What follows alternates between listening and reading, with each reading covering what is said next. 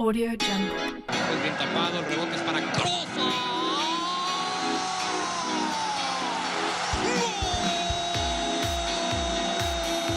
Jungle.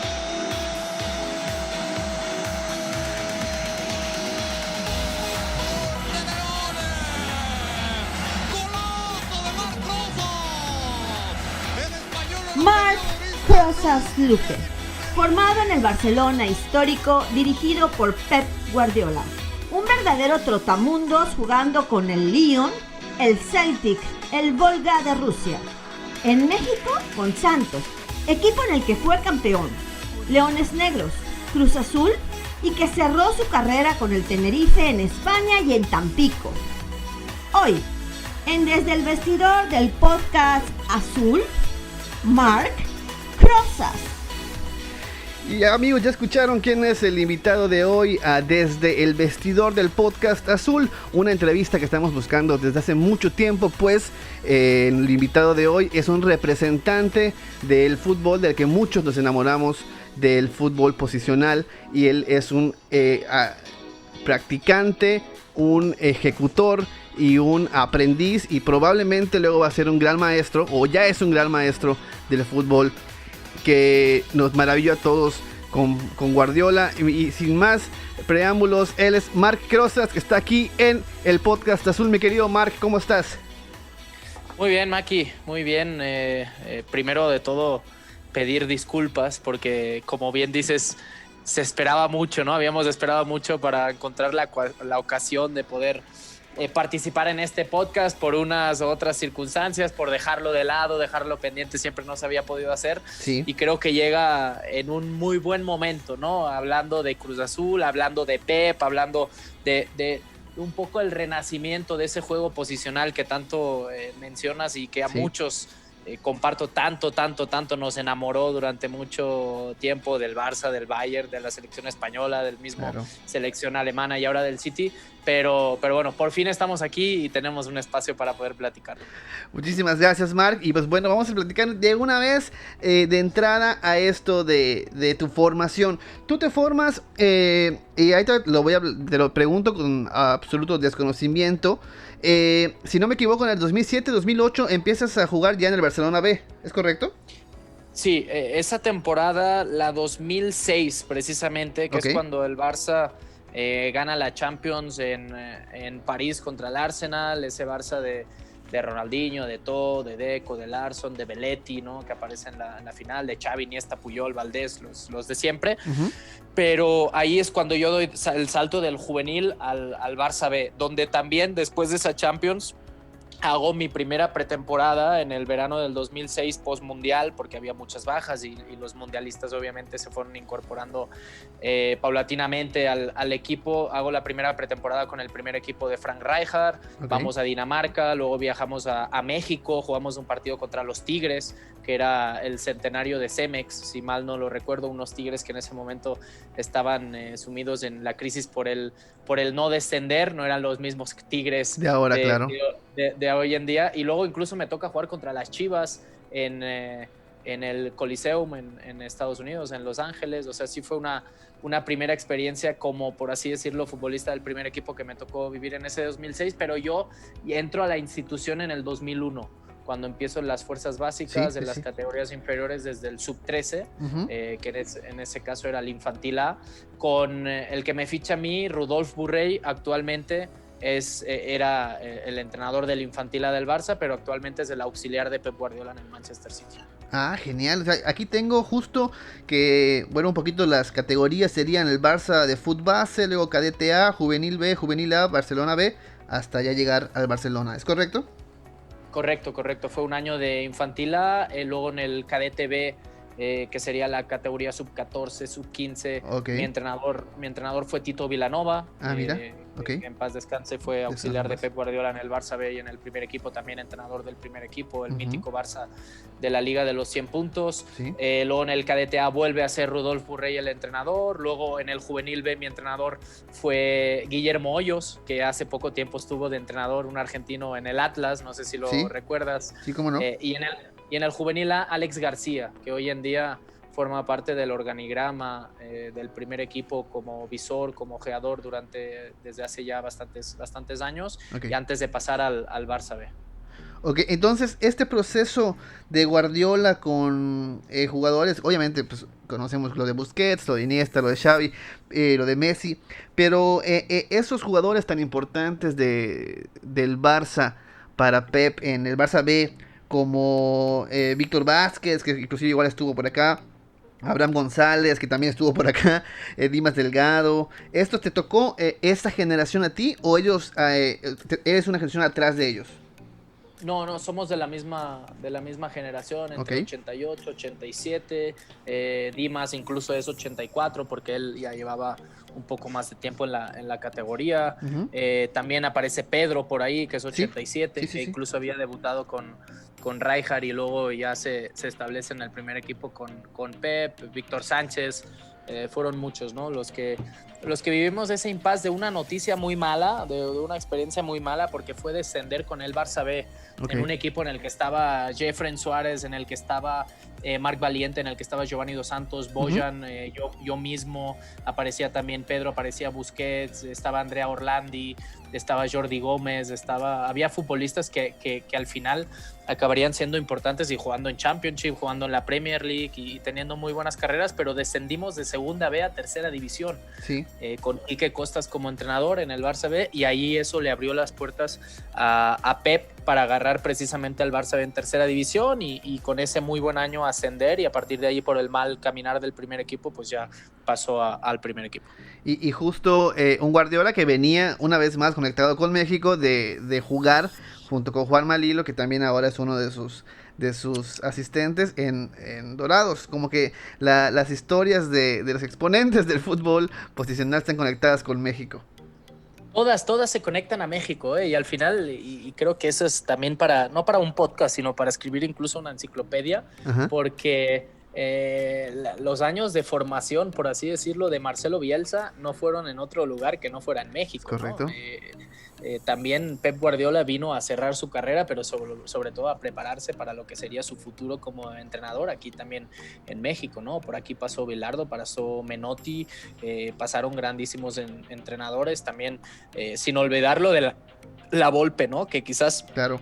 él como entrenador no trascendió tanto a nivel internacional, más allá de la selección mexicana, porque en Boca también las cosas le fueron muy mal, Sí. pero la salida a la volpiana, por así decirlo, o el lavolpismo, la forma de jugar, sí trascendió, ¿no? Y eso te lo puede contar perfectamente cualquier entrenador de los top en este momento a nivel mundial incluso, sí. ¿No? Y entonces creo que todo el fútbol exitoso o todo el fútbol que nos gusta de una u otra forma tiene alguna relación con México. Y de hecho justo escuchaba esta semana a Rafa Márquez ahí platicando con Juanma en el podcast del Barcelona, que Guardiola se acercaba mucho a él para justamente como que él sea el exponente o el que practique más la salida de la Volpe, que era como que una de las cosas que más le gustaba practicar a Guardiola con Rafa. Y otra cosa más en la que se vincula, pues Rafa Márquez, mexicano, estaba en ese equipo también en esos años. Marc, obviamente pues la Masía ha tomado mucha fuerza por lo que hizo el Barcelona en los últimos años, con Valdés en la defensa, con Puyol, obviamente con el tridente de Busquets, Xavi, Iniesta. ¿Cómo para uno que no conoce el entorno de la Masía, tú como mediocampista, o sea, ¿qué goles? Bueno, ahora vemos, por ejemplo, jugadores como Riqui Puig, que está ahí. ¿Qué es lo que hace diferente en la formación de la Masía a las demás formaciones del mundo para sacar tan buenos mediocampistas? La especialización del juego de posición. Pondré un ejemplo muy claro, ¿no? ¿Sí? Porque a veces utilizamos términos un poco complicados para analizar el fútbol y cada día más, pero, ¿Sí? pero la especialización de una misma idea, de entrenar de la misma forma. Cuando llegas ahí, a mí me tocó con 13 años, ¿no? Pero hay gente como Xavi, como Piqué, que llegaron con 10 años y cuando llegan al primer equipo a los 18, se sigue entrenando de la misma forma que desde que tenías 10 años, ¿no? ¿Eso qué hace? Pues que cuando te rodean de mejores futbolistas en el primer equipo, como se ha hecho históricamente, quizás no ahora, ¿no? Pero cuando eres un chavito que lleva 8 años entrenando en el fútbol base del Barça, estando en la Masía, la idea futbolística ya la has, y permíteme la expresión, la has mamado desde chiquito, desde pequeño, ¿no? Y ya estás totalmente adaptado a esa idea futbolística. Llegas al primer equipo y coincide con que Frank Rijkaard o Pep Guardiola o Luis Enrique o Johan Cruyff en su momento tienen la misma idea, incluso Louis van Gaal, la misma idea futbolística y la misma forma de entrenar, pues se hace mucho más fácil, ¿no? Y luego por eso vemos a futbolistas tan jóvenes que cuando llegan al primer equipo parece que llevan 100 partidos en primera división. ¿Por qué? Porque el idioma futbolístico es el mismo y además lo rodeas de mejores futbolistas, ¿no? Por eso acaban respondiendo como lo hacen. El problema es cuando ese ascenso se ve cortado porque el entrenador del primer equipo pues no habla el mismo idioma futbolístico o no tiene las mismas ideas. Como ha pasado en los últimos años, ¿no? Como podría pasar un poco con Valverde, ¿no? Que obviamente por la plantilla que tiene, por el plantel que tiene, prioriza otras cosas, claro. Porque tiene un centro del campo con Vidal, con Rakitic y con Paulinho, y busca otras cosas que no las que buscaba Pep Guardiola, ¿no? Pero yo creo que sobre todo es eso, ¿no? Se da la casualidad que una muy buena generación de futbolistas que lleva muchos años en el club y en la institución se juntan en el primer equipo con un entrenador que también tiene la misma idea y al final lo llevan juntos a la perfección. Ok, perfectísimo. Entonces con esta parte cerraríamos la parte de tu formación en el Barcelona y todo tu desempeño ahí. Y después pasas, ahora sí que un auténtico trotamundos. Vas al Olympique de Lyon, donde inclusive compartiste con otro ídolo celeste, con el Chelito Delgado, si no me equivoco. Con un ídolo, no digas otro, no me pongas a la altura, ahora sí que con un ídolo celeste, ¿no? Porque incluso en los últimos días me ha tocado ver repeticiones de goles como el que anotó contra Jaguares, lo hemos visto, sí. Y no, qué futbolista, la verdad, y sí me tocó experimentar también, ¿no? Mi carrera va un poco ligada a México, aunque yo no lo supiera, iba a terminar de una u otra forma ligada a México, porque en los inicios tenía a Giovanni y a Jonathan en la Masía como compañeros, ¿no? Sí. Incluso debutamos juntos con Giovanni, en el Barça B prácticamente pues pasábamos mucho tiempo juntos porque éramos de los más jóvenes junto a Bojan. A partir de ahí pues me toca compartir no solo con Rafa y con Giovanni en el primer equipo, sino me voy al Celtic y comparto con Efraín Juárez, que ya había compartido con él incluso en la Masía. Cuando llega el Chelito que venía de Cruz Azul, llegamos juntos y nos presentan el mismo día en Lyon. Entonces de una u otra forma, también estando en el Celtic, llega Santos y hacen ese hermanamiento, ¿no? Entre los dos clubes, entre el Celtic y Santos, y de una u otra forma mi carrera iba encaminándose hacia México. Después de Celtic pasas por Rusia. ¿Ahí tuviste algún contacto con México? Ahí no. No, ahí no tuve ningún contacto, más que con el frío y con la nieve, la verdad. Te llega Santos, donde me imagino o creo que fue tu mejor momento en México, donde, si no me equivoco, eres campeón, ¿no?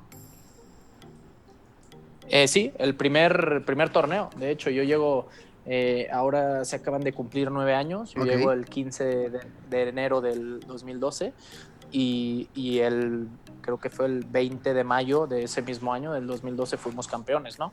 Un mes antes habíamos perdido una final de la CONCACAF Liga de Campeones, incluso contra el mismo equipo, contra Monterrey. ¿Quién fue tu técnico en ese equipo campeón?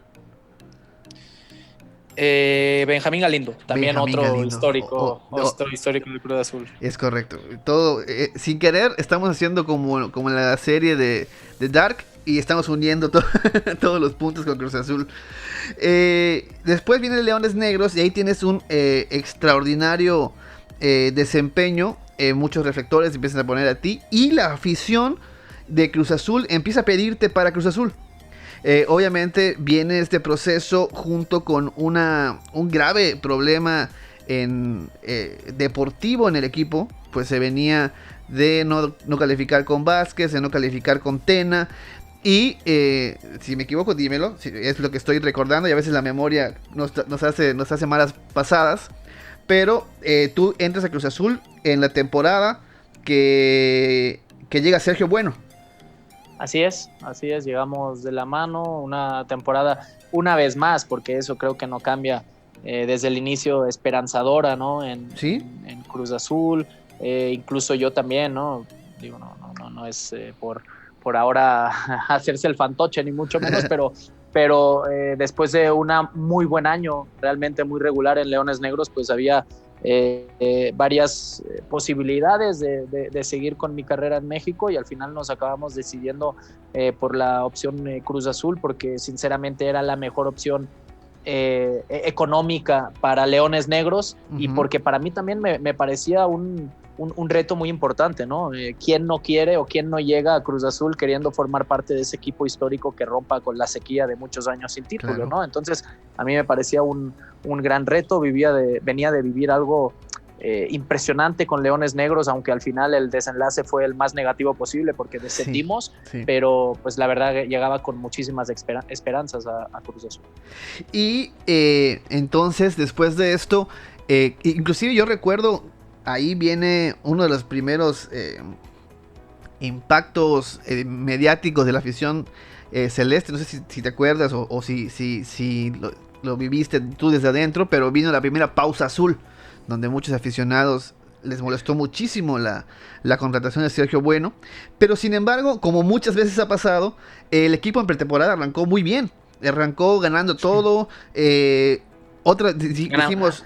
Ganamos la Socio MX, ¿no? Enfrentándonos sí, a Pumas, enfrentándonos a Xolos, enfrentándonos a Rayados también. El funcionamiento era muy bueno, habíamos tenido muy buenos resultados, pero sí, era difícil, llegar a una institución como Cruz Azul, y tú sabes, ¿no? O sea, cuando llegas y la primera pregunta es, en la primera conferencia de prensa de tu presentación es, oye, y ya van 17 años sin ser campeón, ¿y cómo pesa? Pues realmente, pues sí pesa, ¿no? Pero pues yo llego a romper con esa sequía, no a cargar con los 17 años, ¿no? Y eso creo que es la respuesta, que es un tópico, pero que todos los futbolistas que llegan a Cruz Azul lo dicen, porque llegan realmente con esa idea. Luego te acabas contagiando de no sé qué exactamente, y los resultados siguen siendo los que han sido durante mucho tiempo, ¿no? Pero eso que poco a poco, sí, dime. Poco a poco la gente se fue enchufando con el equipo por ese buen inicio. Sí. Llegó Bozo también. Justo.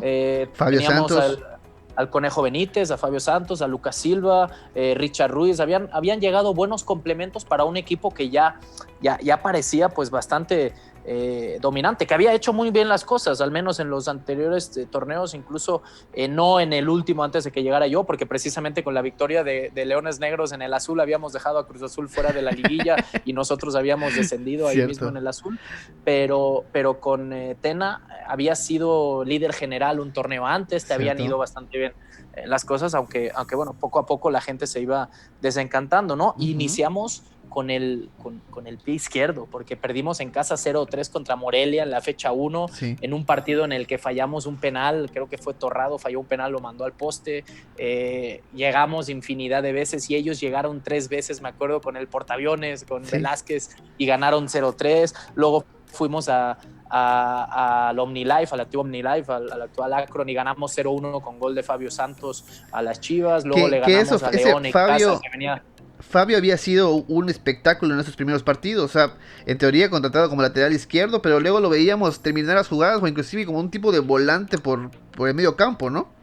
Sí, un futbolista, además de ser un excepcional compañero, un futbolista que aportaba muchísimo, ¿no? Un lateral de esos brasileños, ¿no? Que se suman constantemente al ataque, y muy buen tipo en el vestidor, realmente de los mejores compañeros que me ha tocado, ¿no? Futbolísticamente y sobre todo también a nivel compañerismo, y cambió mucho porque le ganamos al León y parecía que íbamos bien, luego fuimos a Chiapas y perdimos contra Jaguares, luego fuimos a Querétaro y perdimos también en un partido en el que el Tito Villa nos anotó 3.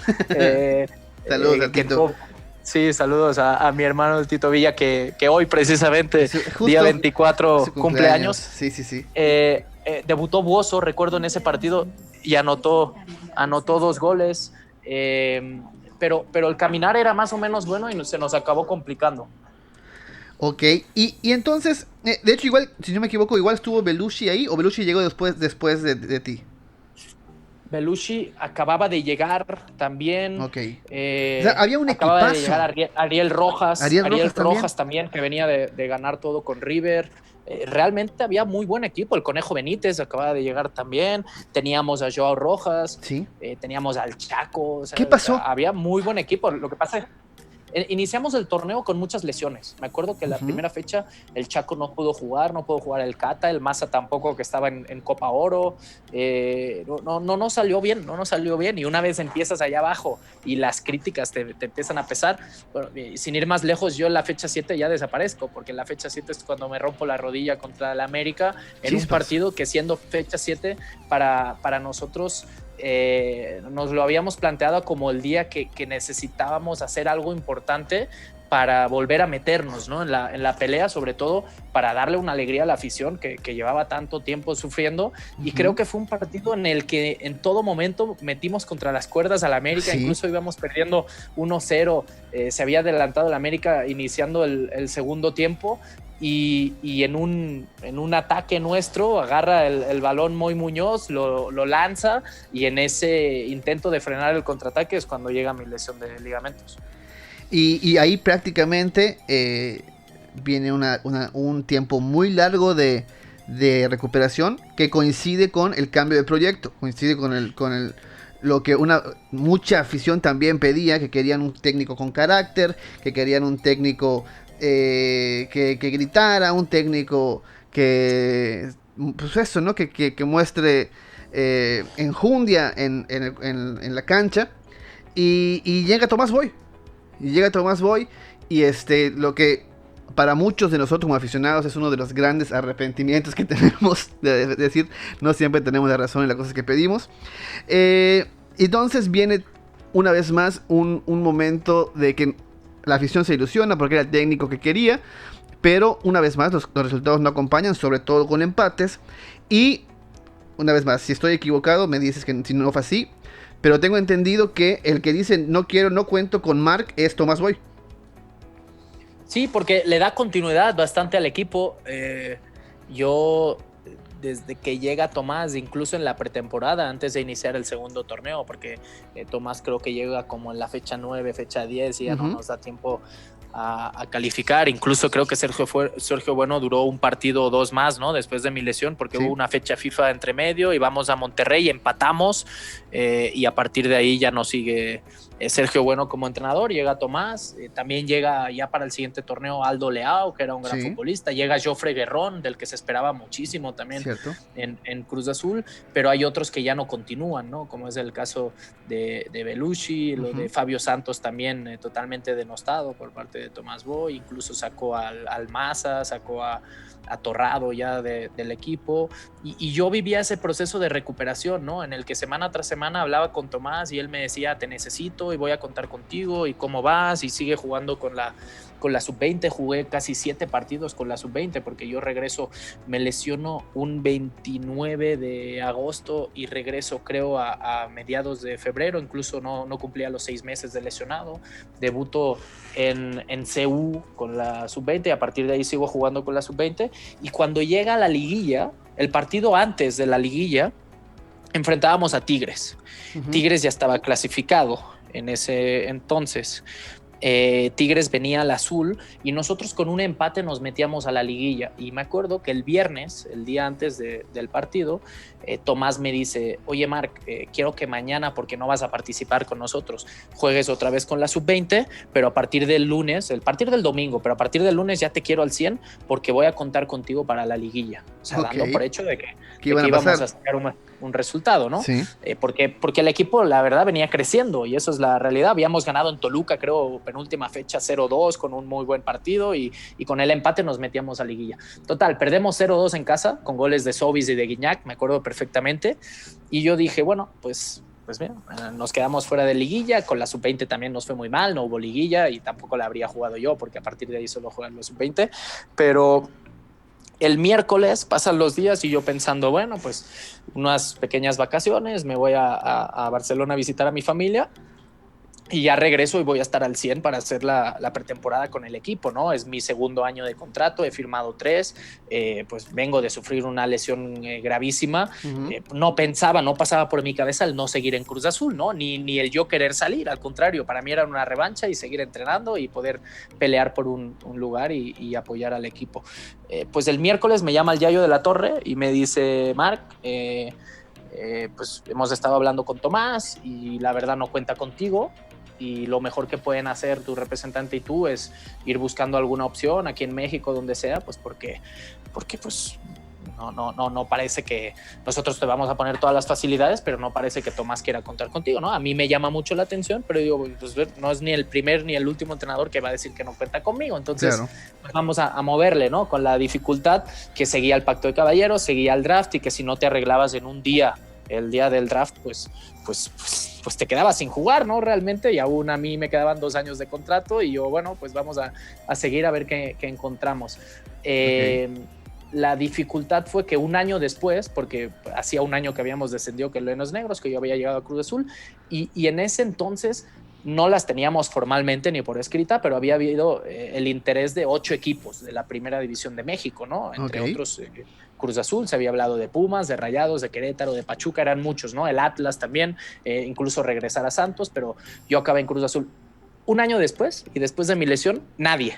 Pues sí. Nadie en el fútbol mexicano me quería, ¿no? Y la respuesta era, bueno, pues es que él se lesionó, pero hace un año que no juega, no lo hemos vuelto a ver, y era muy sensata, ¿no? La respuesta que en la actualidad pues es mucho más fácil porque pues no hay draft y puedes decirle al equipo en cuestión, oye, voy a entrenar una semana contigo, me ves cómo estoy y si sí, pues me firmas y si no, pues me regreso y sigo buscando opciones, ¿no? Claro. Que es lo que pasaría en el modo actual de trabajar de la Liga BBVA MX, pero no pasó.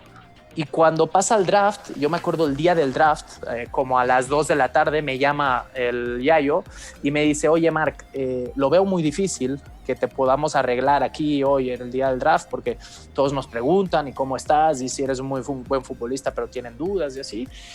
Y ¿por qué no hablas con Tomás?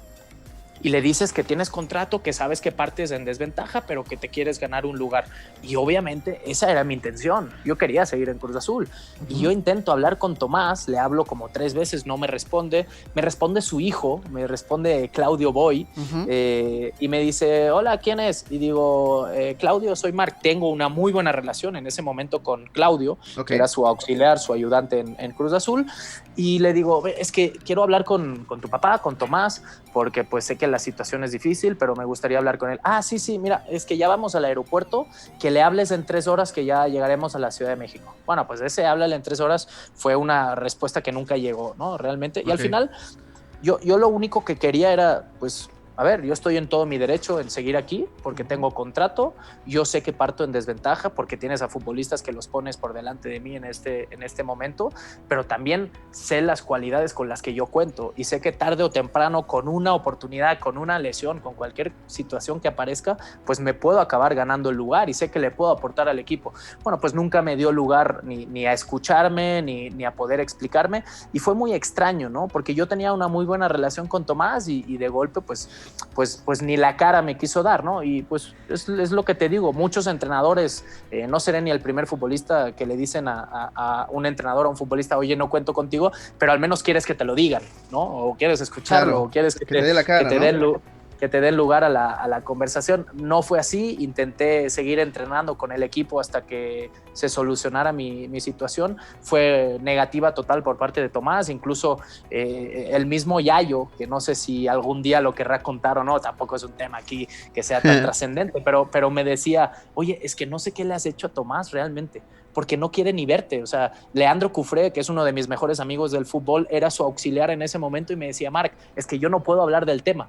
Yo no puedo sacarle el tema porque realmente no sé qué tiene contra ti, porque no quiere. Y yo lo único que decía, bueno, pues ya sé que no me quieren, pero al menos déjame ser de sparring, déjame entrenar en lo que se soluciona mi situación. No. Si quieres entrenar, ahí está la sub-20. O sea, no me dejaban entrenar ni con el primer equipo, ¿no? Y además, según algunos amigos me han contado, Tomás, él no quería compartir entrenamiento con las inferiores, ¿no? O sea, las inferiores tenían que entrenar antes o después del equipo mayor.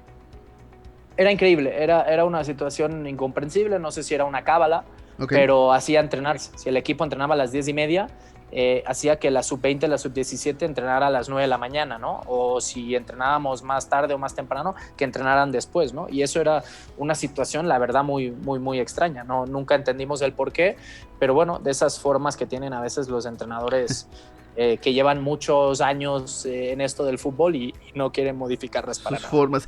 Mira, dentro del podcast tenemos varios colaboradores y creo que lo que acabas de comentar responde la pregunta de uno. Mi querido Armando Vanegas pregunta: Hola Marc, ¿cómo estás? Te habla Armando Vanegas. Quisiera hacerte una pregunta bastante sencilla. ¿Tomás Boy es tan mamón como se ve? No lo es. Realmente en el tú por tú no lo es. Ok. Y yo creo que no es mamón, es cercano con el futbolista, es bromista, Okay.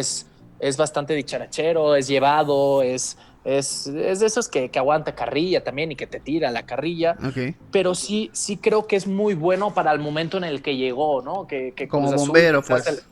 el equipo, por eso su carrera, yo creo, y analizándolo un poco desde mi lugar de trabajo, los equipos de Tomás Boy suelen jugar muy bien, porque él suele sacar lo mejor de los futbolistas en cierto momento, suele recuperarlos anímicamente, en cuanto a nivel de confianza. El problema con Tomás Boy llega en la continuidad.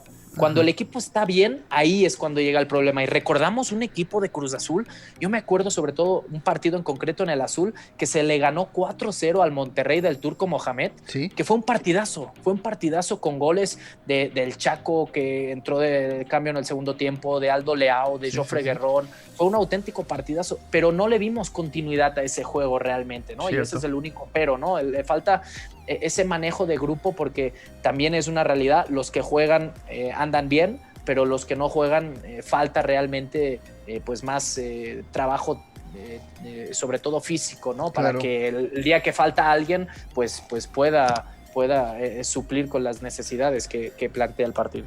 Y bueno, eso responde entonces la pregunta de Armando. Y Maite Porter me pregunta: Hola Maki, hola Marc, soy Maite Porter y es un gusto saludarte de nuevo. Mi pregunta para ti es: ¿cómo definirías el sentimiento que te dejó el plantel y el vestidor de Cruz Azul en tu temporada en la máquina? Sé que tu cariño por la afición es inmenso, pero quisiera saber sobre la sensación más positiva que guardas desde dentro. Si, por ejemplo, congeniaste con algún jugador en particular. Y también saber cuál fue el partido o momento que te dejó el mejor recuerdo siendo cementero. Gracias. A ver, vamos por partes. Primero te voy a responder a la segunda pregunta. Ok. ¿Con quién me llevé mejor? Es que es difícil, porque... ¿O con quiénes? Sí, es difícil responderte a alguien en concreto, porque en un equipo, en una situación tan difícil como la que nos tocó vivir en esa época en Cruz Azul, y sigue tocando vivir torneo tras torneo, Sí. había muy, muy buen ambiente. Muy, muy buen ambiente. Hice muy buenas migas con muchos, O sea, el Cata Domínguez, Richard Ruiz, que llegamos juntos, con Omar Mendoza, incluso Joao Rojas y el mismo Jofre Guerrón, el Chaco, ¿no? Desde el primer día que llegué, él se ofreció, me acuerdo, para llevarme al hotel cuando no tenía coche aún aquí, para llevarme a los entrenamientos, para venir a recogerme, con Lucas Silva, con Fabio Santos, con Chuy Corona, que así se ve como una persona muy seria, pero luego a la que te acercas a él también es un tipazo, con Belucci, o sea, realmente con Rafa Vaca y hablaremos más adelante de él, pero Sí. es un tipazo y un tipo muy noble, con muchos, realmente no te sabría decir exactamente con quién, y además, sobre todo, y destacaría no tanto el cuerpo técnico, sino el cuerpo, la gente del entorno El del staff. equipo, ¿no? Desde los utileros, desde los camperos, desde las cocineras, desde la gente de seguridad de la Noria, todo. La verdad, gente muy noble, ¿no? Y se daba continuidad y continuismo también dentro del plantel, y te lo juro que, a mí me tocó vivir una época difícil en la que durante 5 meses ni convivía con el equipo directamente, porque mi recuperación era un poco aparte y muy solitaria, y eso es muy complicado, pero el día a día era, te lo juro, espectacular, con gente muy, muy, muy de muchísimo valor dentro de la institución. Y entonces la segunda pregunta, ya dijiste que fueron momentos complicados, pero algún momento con el que digas: este es el momento top de mi participación o de mi tiempo en Cruz Azul. No, momento top, el recuerdo top va ligado al peor momento, ¿no? Que es a la lesión. Okay. El afecto de la gente. O sea, Ya. yo realmente a Cruz Azul no le di nada.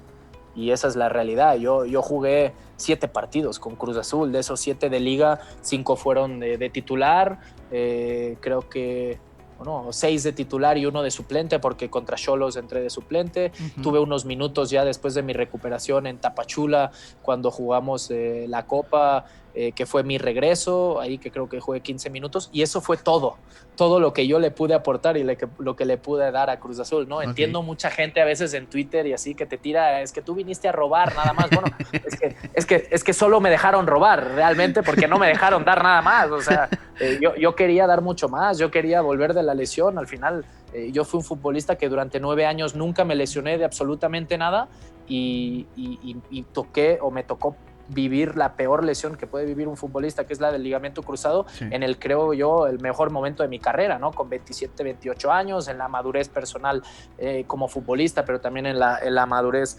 deportiva, y al final no pude dar más, ¿no? Pero aún así siguen siendo las muestras de cariño enormes por parte de la gente, y en el momento sobre todo en el que me lesioné, que es un golpe muy duro para la carrera de uno a nivel anímico, el cariño fue increíble. Y bueno, termina tu paso por Cruz Azul, te vas a Tenerife, luego regresas, si no me equivoco, o sea, administrativamente regresas a Cruz Azul y terminas tu carrera como futbolista en Tampico con las Jaivas, ¿no? Así es. En ningún momento realmente regresé a Cruz Azul, porque fue irme a Tenerife y se da la posibilidad. Yo sabía que terminaba contrato con Cruz Azul y lo que quería era seguir jugando en México.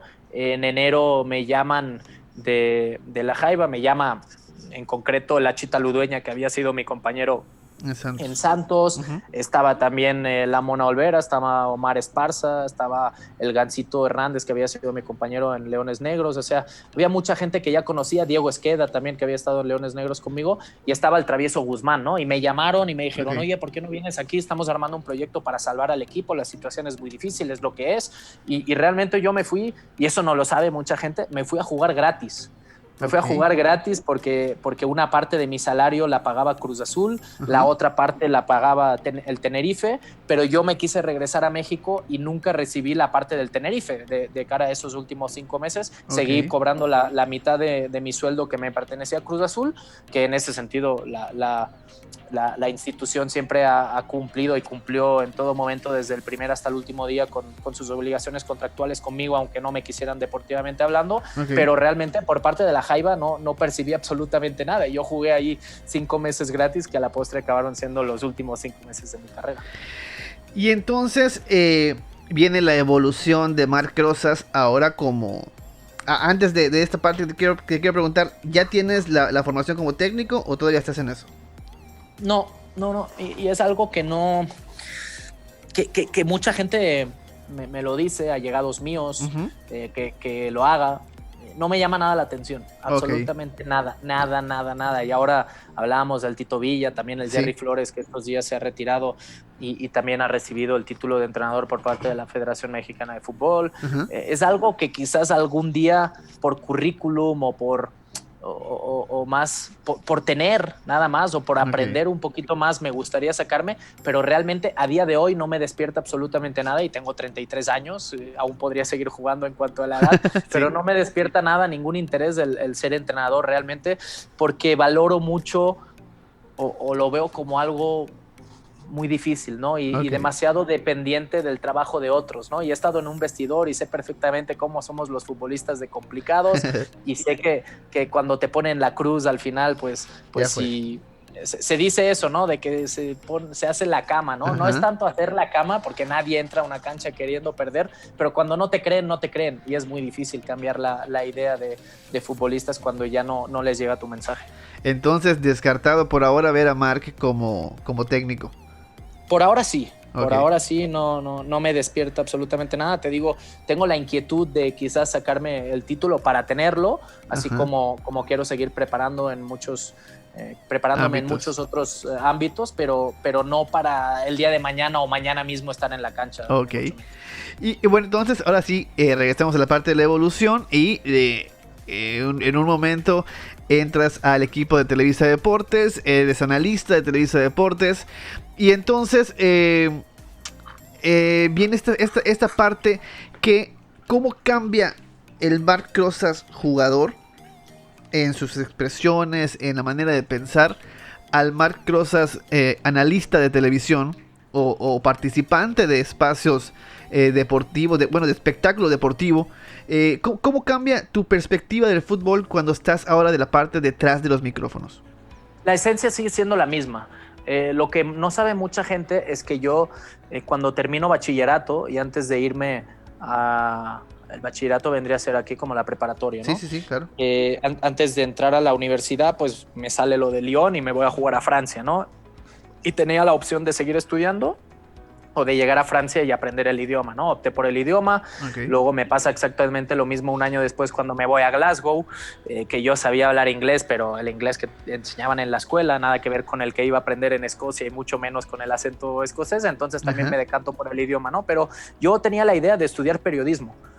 Siendo futbolista del Barça, yo quería estudiar periodismo, me fascinaba lo que son, y lo sabes perfectamente, las tertulias radiofónicas de España, desde incluso los domingos del larguero, los domingos del carrusel deportivo en los que vives todos los deportes, todos los partidos en la radio. Yo creo que mi infancia fue marcada por eso y sobre todo por las tertulias todas las noches hablando del Barça, ¿no? Ya más en la radio en catalán. Ahora lo más parecido que tenemos es el Clubhouse, ¿no? Donde podemos hablar todos y cada uno vierte su opinión y poco a poco va entrando la gente como si fuera una llamada en la radio dando la opinión y es algo que ojalá siga creciendo porque la verdad es bonito el poder compartir opiniones con gente que para muchos son referentes de esto del análisis deportivo, pero que tiene que haber cabida para todos los comentarios y todas las opiniones. Pues realmente yo creo que ya había un trabajo, ¿no? Dentro de mí, de analista, y una idea de un día a otro, pues formar parte, ¿no? De esto del análisis, ya sea en la televisión, de prensa escrita o de radio, siempre me había gustado.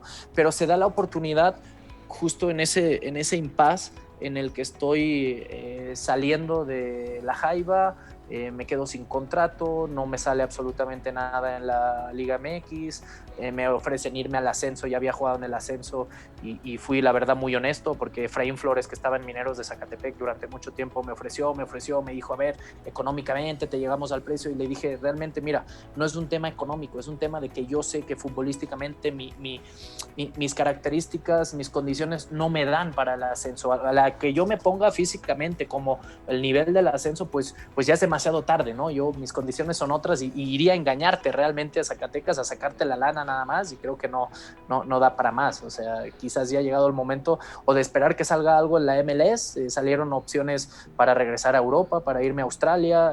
También estaba viviendo un momento personal un poco pues extraño, ¿no? Y no quería alejarme demasiado de mi hijo en ese momento, y justo ahí me ofrecen irme a Miami a trabajar por Univision Deportes, ¿no? Sabía que yo quería hacer eso en algún momento, pero llegaba antes de lo que yo me esperaba, tenía 29 años solo, entonces ahí decido que le voy a dar la oportunidad a eso, y si en el impasse pues me sale algo para seguir jugando, pues me regreso a las canchas, ¿no? Estuve tan a gusto y me sentí tan a gusto en esto del análisis, de comentar, y me fascinó tanto y me motivó tanto el día a día de preparar los partidos y poder ver el análisis desde otro lado, que al final acabé retirándome a los 2 meses, ¿no? Le hablé a mi jefe y le dije, ¿sabes qué? No quiero volver a jugar y quiero seguir con esto. Pero sí, yo creo que la clave, al menos en una introspección hacia mí o lo que intento hacer, es alejar el exfutbolista del comentarista. O sea, más bien alejar al futbolista. Porque yo soy exfutbolista y es algo que, con lo que voy a cargar toda la vida, pero hacer el análisis desde lo que veo, no desde intentar defender la postura del futbolista, porque yo, siendo muy respetuoso y así me gustaba que fueran conmigo como futbolista, yo sí tengo que emitir una crítica, la emito, ¿no? Desde el respeto siempre, nunca la crítica despectiva ni mucho menos, sino constructiva. Y si tengo que alabar a alguien, lo hago también, y yo sé que aquí eso es un poco complicado, sobre todo en la sociedad que vivimos un poco bipolar, ¿no? Que o estás a favor o estás en contra. Yo si hablo a favor del América es porque lo pienso, y si hablo en contra del América es porque lo pienso, y si hablo a favor de Cruz Azul es porque lo pienso, no porque sea Cruz Azulino, y si hablo en contra de Cruz Azul es porque lo pienso y no porque sea malagradecido con alguien que me dio de comer, ¿no? Y eso a veces no se entiende en la actualidad en la que vivimos, y mucho menos en la actualidad de las redes sociales y de la jungla de Twitter. Oye, Marc, entonces en este momento, bueno, ya desde tu perspectiva y desde tu visión como análisis, mi querido José Luis Arimana es un amigo que le encanta mucho el tema del análisis, de esos que han aprendido junto con Pepe del Bosque, de sus conceptos, y a partir de admirar a la gente que habla muy bien y se expresa muy bien del fútbol, estudiar. Y dice... Hola Maki, buenas tardes Marc. Mi nombre es José Luis Arimana y yo te saludo desde Ciudad Juárez, Chihuahua. Tengo muchas preguntas que me gustaría hacerte, pero vamos a tratar de hacer una con un poquito de follow-up. La primera es, yo soy un gran admirador de tu trayectoria, ¿no? Desde tus inicios en la Masía, tu paso por Escocia, tu paso por los equipos en los que jugaste aquí en México, ¿no? Que el Santos campeón, Cruz Azul. Te vi jugar una vez en vivo aquí en El Paso, Texas, contra Cholos, si no me equivoco, y salí de ese partido convencido en que Cruz Azul había adquirido un mediocampista de una visión y un toque superior a todo lo que teníamos en el plantel en ese momento. Salí con una sensación muy, muy grata de ese estadio. Y lo primero que quisiera preguntarte es, hemos escuchado mucho, o se escucha y lee mucho en redes sociales, el término de juego de posición. Entiendo que ya es un término que se ha manoseado demasiado y que no necesariamente cuando la gente ve o habla de juego de posesión realmente lo hace con conocimiento de causa. ¿Tú nos podrías explicar un poquito en la forma más simple cómo se puede diferenciar lo que es juego de posición de lo que no es juego de posición? Y como un follow-up a esta pregunta, ¿nos podrías a lo mejor mencionar algunos ejemplos de equipos de la Liga Mexicana que practiquen el juego de posición? Gracias de antemano por tu respuesta. Gracias. El juego de posición al final es el que no importa quién, y eso yo creo que es la explicación más sencilla, no importa quién sea el nombre del futbolista, la posición siempre esté ocupada. Ya.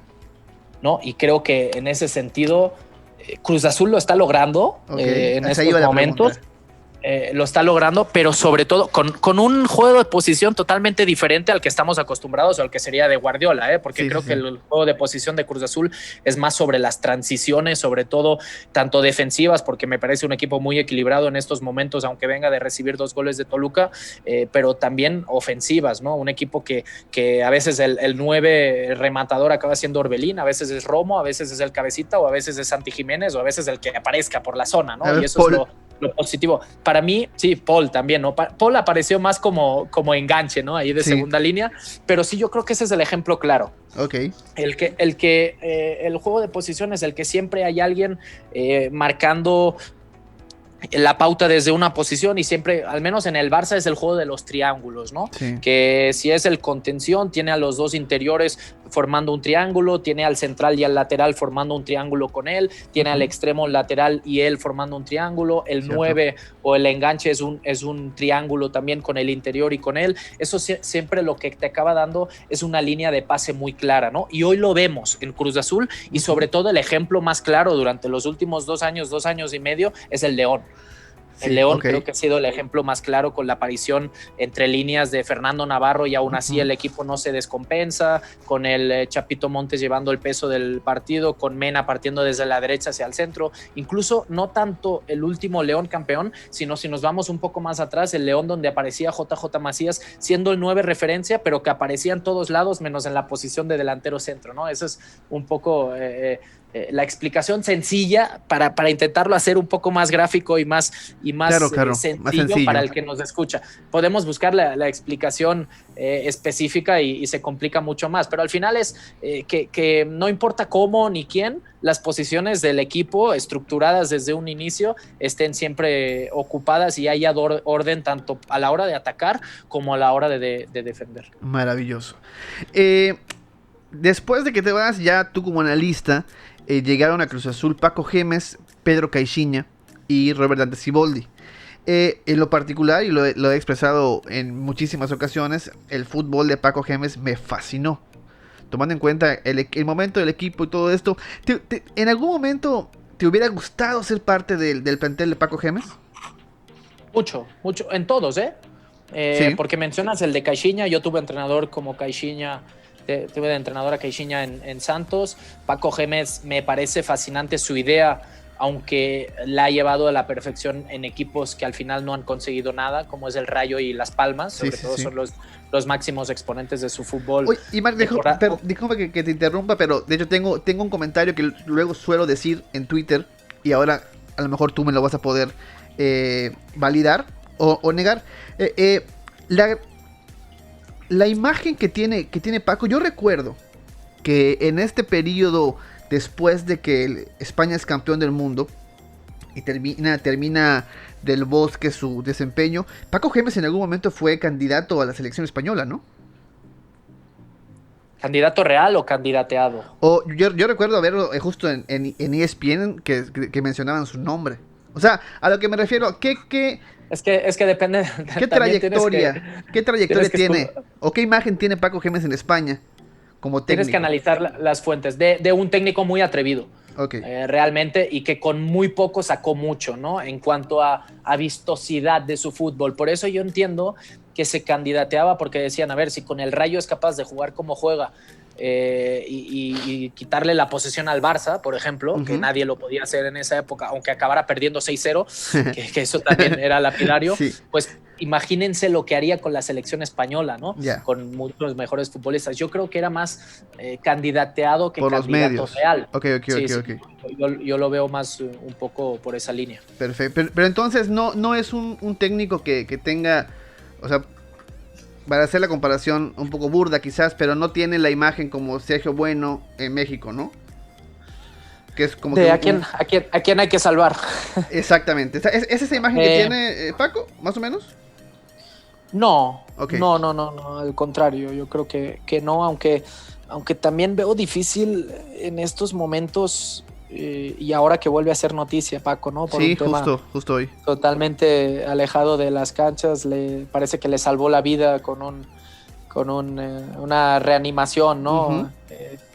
Manual a alguien en una cancha de golf que ya está en recuperación y parece que mejora considerablemente, pero es difícil que vuelva a recibir otra oportunidad. Yo siento que en Cruz Azul realmente en el último torneo donde las cosas le fueron muy bien, regresó a Cruz Azul a la liguilla, se acabó perdiendo contra el América, pero de la forma en la que se hizo, ¿no? Realmente el América no se mostró superior, creo que fueron 2-0-0, incluso es correcto, la ida pasó por la vuelta, posición el América. Pasó la América por posición. Creo que el siguiente torneo habría sido el bueno para realmente analizar, ¿no?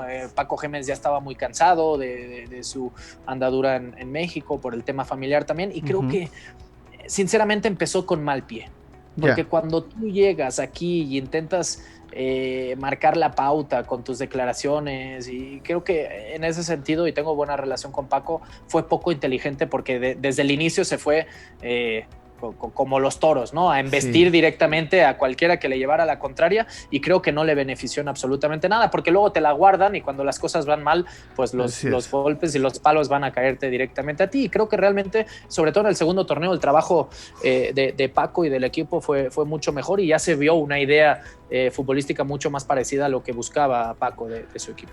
Cuando anuncian a Robert Dante Siboldi, tú comentas algo en Twitter, y me acuerdo que te escribí por DM y te dije, Marc, ¿qué podemos esperar de Siboldi? Me dijiste, no, pues juega así, juega así. Me comentaste de una entrevista que le habías hecho a Robert Dante, y la vimos. Y pues bueno, pasa todo lo que ya sabemos, aparte el entorno del equipo, la terrible semifinal contra Pumas, y llega Juan Reynoso. Juan Reynoso es en unas circunstancias similares a las de Siboldi administrativamente hablando, y en los últimos días has escrito en redes sociales que estás viendo el mejor Cruz Azul en mucho tiempo. Mi amigo Yaudiel Pacheco pregunta: hola, ¿qué tal, Marc? Yaudiel Pacheco. ¿Qué diferencias positivas tú le ves a este Cruz Azul a diferencia de otros torneos y que estas mismas pues nos puedan catapultar a ese tan ansiado campeonato? Yo creo que es continuismo.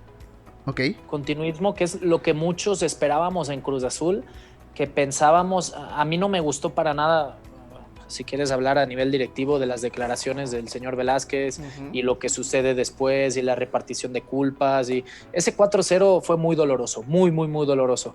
Para los aficionados más que para nadie. Claro. Y sobre todo porque era otra vez ilusionarse con una final, con un buen caminar del equipo y otra vez un golpe tan duro cuando lo teníamos tan de la mano, ¿no? Y eso es entendible. Pero aún y ese resultado, para mí no había que destrozarlo todo, porque si algo te había llegado a ese punto era la continuidad de un plantel, la continuidad de una idea, la continuidad del equipo jugando de la misma forma, de los directivos no metiéndose en decisiones, porque ya hacía 1 año y medio que habían echado o que habían hecho dimitir a Peláez, la salida de Caixinha. Quiero ser muy claro, para mí la llegada de Siboldi no era necesaria porque yo le habría dado continuidad al proyecto de Caixinha. Un año antes eras finalista después de mucho tiempo, pero otra vez Cruz Azul empezando de cero y otra vez cuando caminaba, pues vamos a destrozarlo todo de nuevo, ¿no?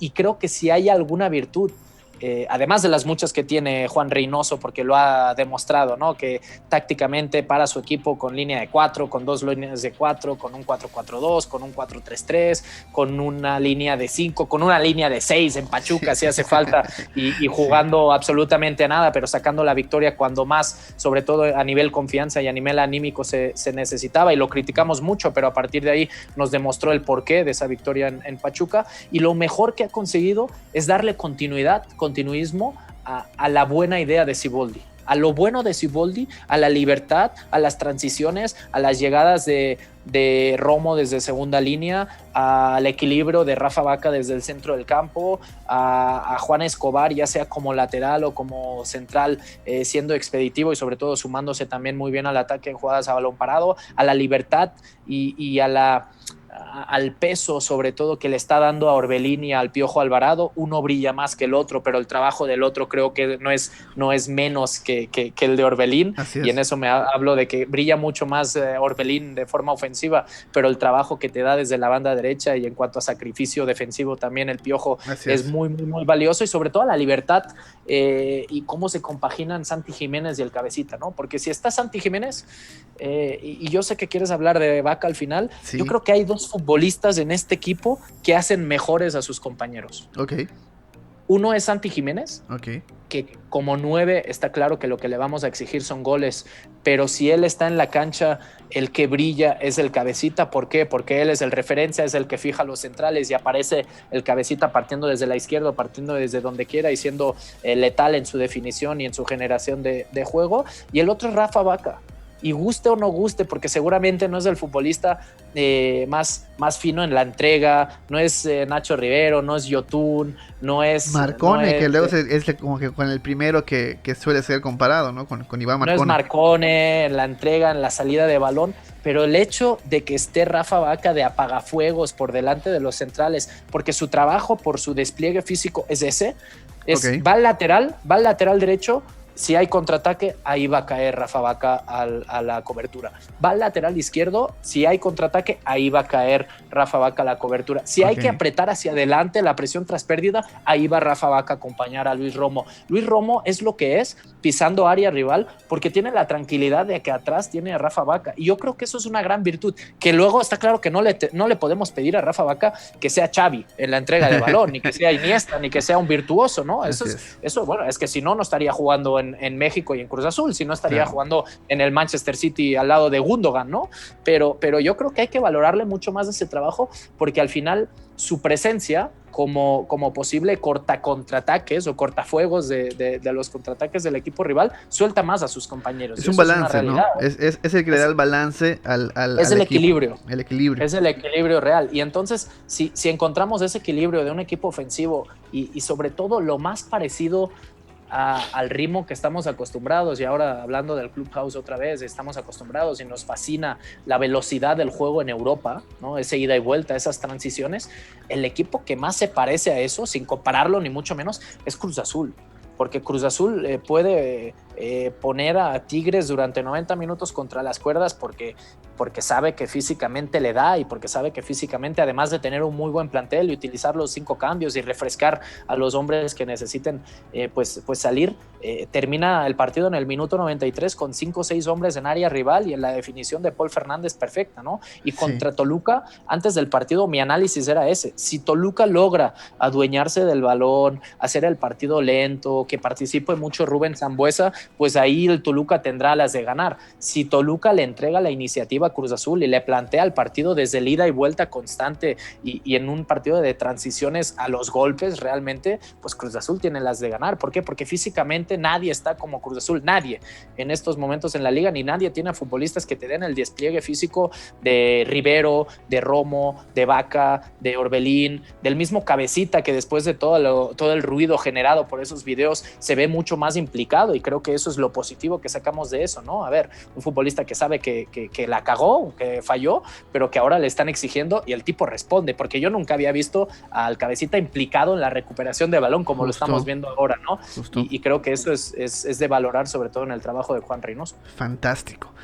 Mi querido Marc, eso sería absolutamente todo lo que teníamos preparado para el día de hoy, a excepción de una última dinámica.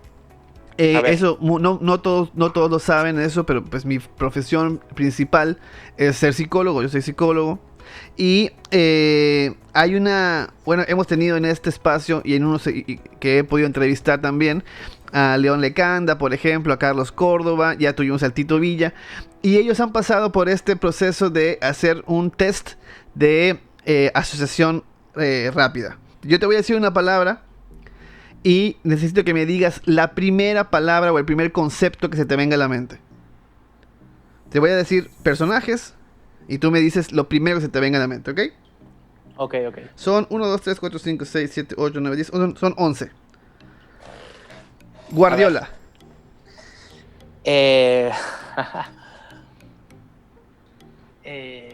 Devoción. Tomás Boy.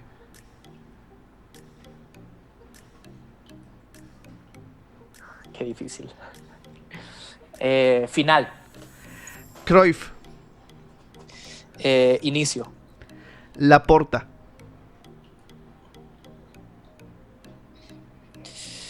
Renovación. Font.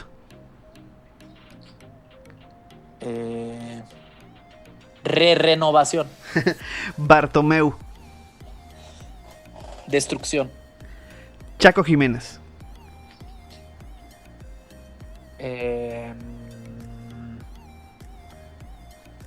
Creo que voy a utilizar 2. Sí, adelante. 3. Liderazgo desde el ejemplo. José de Jesús Corona. Liderazgo. Cata Domínguez. Perseverancia. Juan Reynoso. En una palabra es difícil, pero Puedes decir un concepto si quieres, pues abanico táctico, te diría, pues el manejo espectacular de tácticamente un gran abanico, ¿no? Grandes opciones siempre en su formación. Tito Villa. Gol. Y por último, Televisa Deportes. Ahí te voy a dar una explicación. Dale. No, ahí sí no vale. Dale. Te voy a decir, la palabra es percepción. Ok. ¿No? Ajá. Pero realmente es la mala percepción que se tiene, ¿no? De TUDN. A mí me tocó empezar en Univisión Deportes, de Televisa Deportes, y te voy a contar una anécdota rápida claro. personal, y es que yo inicio en Univisión Deportes, y Univisión Deportes, como bien sabes, es el canal que va destinado a todos los, por así decirlo, todos los paisanos que tenemos en Estados Unidos, ¿no? Sí.